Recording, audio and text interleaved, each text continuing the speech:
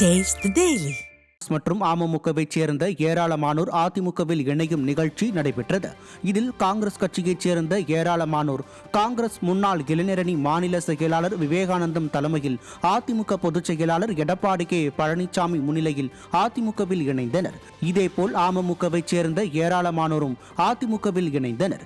புதிதாக அதிமுகவில் இணைந்தவர்கள் கழக பொதுச் செயலாளருக்கு பொன்னாடை மற்றும் பூங்கொத்து கொடுத்து வாழ்த்து பெற்றனர். இந்நிகழ்ச்சியில் கழக நிர்வாகிகள் பலர் கலந்து கொண்டனர். தென்காசி வடக்கு மாவட்ட கழகம் செங்கோட்டை ஒன்றியத்திற்கு உட்பட்ட கட்டளை குடியிருப்பு பகுதியில் வாக்குச்சாவடி முகவர்களுக்கான பயிற்சி மற்றும் ஆலோசனை கூட்டம் நடைபெற்றது.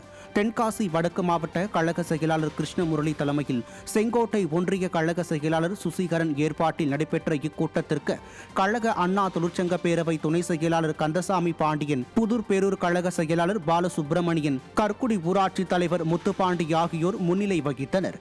இதில் தேர்தல் பிரச்சாரம் மேற்கொள்வதற்கான பயிற்சிகள் மற்றும் ஆலோசனைகள் வழங்கப்பட்டன.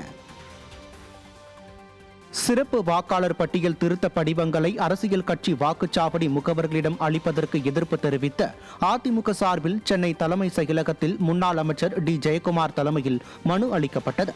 எஸ்ஐஆர் படிவங்களை அரசியல் கட்சியினரிடம் வழங்கினால் தவறான செயல்களுக்கு வழிவகுக்கும் என்பதை வலியுறுத்தி கூடுதல் தலைமை தேர்தல் அதிகாரி ஸ்ரீதரிடம் அதிமுகவினர் மனு அளித்தனர்.